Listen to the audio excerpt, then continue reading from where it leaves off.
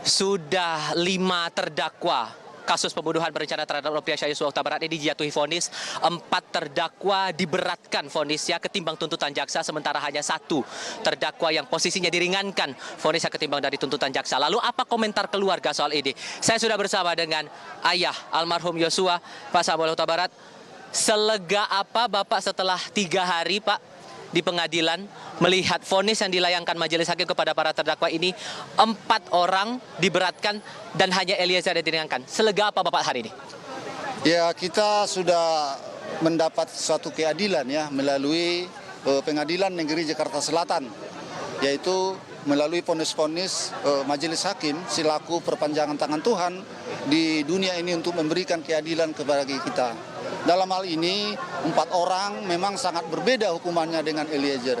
Yang 4 orang ini mulai dari Ferdy Sambo, orang ini tidak menyesali dan tidak meminta maaf secara tulus terhadap kita, termasuk terhadap Tuhan. Kepada kita aja sesama manusia tidak bisa dia minta maaf, apalagi kepada Tuhan.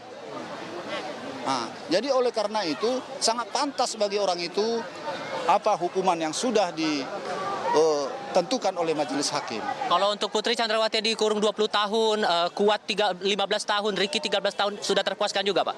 Kita ya jangan berbicara soal puas, nanti seolah-olah ada unsur balas dendam. Oke. Nah, kita meminta keadilan ini bukan untuk menjadikan suatu balas dendam, kita ini menjadikan suatu efek jerak bagi pelaku-pelaku kejahatan.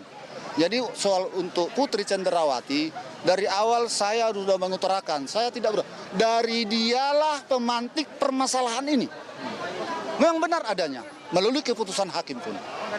Saya bukan orang hukum, saya bicara soal itu dari hati nurani. Ini Putri yang memulai semua ini. Dia yang membisikkan sama suaminya hal-hal yang tidak benar. Suaminya tersulut emosi. Padahal dia seorang jenderal bintang 2. Polisinya polisi, seharusnya dia sangat berpikir arif.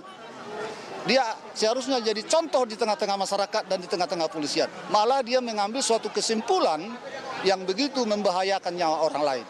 Oleh karena itu dia sudah menerima konsekuensinya. Si Putri inilah yang selalu berbelit-belit di persidangan. Kita sudah sama-sama menyaksikan, biar secara langsung, biar secara media sosial. Oke.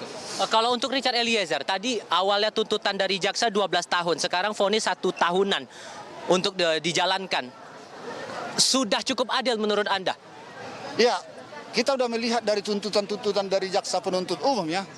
Mulai dari tuntutan jaksa penuntut umum, 3 orang mereka adalah berjamaah hukuman tuntutannya 8 tahun. Ricky Rizal 8 tahun, Kuat Ma'ruf 8 tahun, Putri 8 tahun. Sedangkan si Eliezer 12 tahun, si Ferdy Sambo seumur hidup. Jadi saya menganggap di persidangan ini memang benar-benar berjalan kuasa Tuhan menjamah hati nurani majelis hakim. Ya. Untuk menjatuhkan hukuman bagi mereka sesuai menurut saya sesuai dengan perbuatan mereka. Ajaib memang. Hukuman itu 2 kali lipat, 3 kali lipat dari tuntutan jaksa penuntut. Sangat-sangat ajaib, sangat-sangat suatu keajaiban di persidangan ini. Dan saya mau menegaskan bahwa keluarga sudah memaafkan Richard Eliezer atas segala apapun yang diperbuat untuk menghilangkan nyawa Yosua di Kompleks Polri, betul? Dari awal sudah saya katakan, dari dulu dia sudah datang ke hadapan kita waktu kita saksi, bersujud di hadapan kita, minta maaf. Dan dia berjanji untuk membuka apa yang dia tahu dan apa yang dia lihat. Dan dia sudah berterus terang mengakui kesalahan dia. Memang saya ikut menembak, tapi dalam keadaan terdesak diperintah. Itulah yang diutarakan sama kita. Ada beberapa terdakwa yang memutuskan untuk banding ke pengadilan tinggi begitu. Tak tertutup kemungkinan bahwa nanti akan proses kasasi ke Mahkamah Agung. Entah akan ada perubahan nanti saat proses banding itu terjadi. Anda inginnya gimana Pak untuk para terdakwa yang mengajukan banding ini? Ya, jangankan seorang pembunuh ataupun terdakwa pembunuhan berencana ya, seorang maling ayam pun saya rasa pasti banding. Itu hak dari seorang terdakwa untuk banding, itu hak-hak dari terdakwa. Kita tidak bisa mencegat itu hak asasi itu. Kalau kita larang melanggar hak asasi manusia.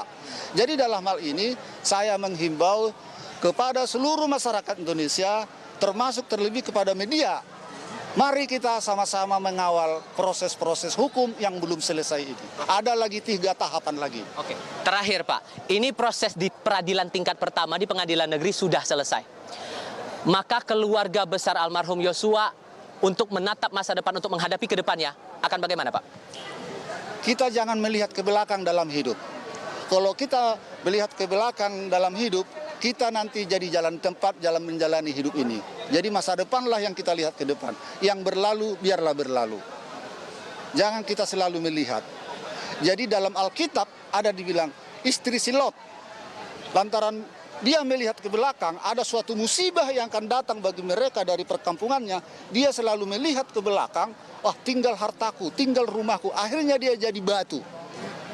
Artinya di situ kita melihat ke depan, jangan kita melihat ke belakang. Jadi nanti kita hidup hanya di hayalan. Baik. Artinya menerima semua proses yang ada di pengadilan negeri selama 3 hari belakang ini ya? Harus. Soalnya yang kita yakini dalam hidup ini, di atas bumi ini, termasuk di Indonesia, hakim itu adalah perpanjangan tangan Tuhan untuk memberikan suatu keadilan bagi kita umat manusia. Pak Samuel, terima kasih banyak untuk waktunya sudah berbicara bersama Kompas TV kali ini. Saya selalu untuk Anda ya Pak ya.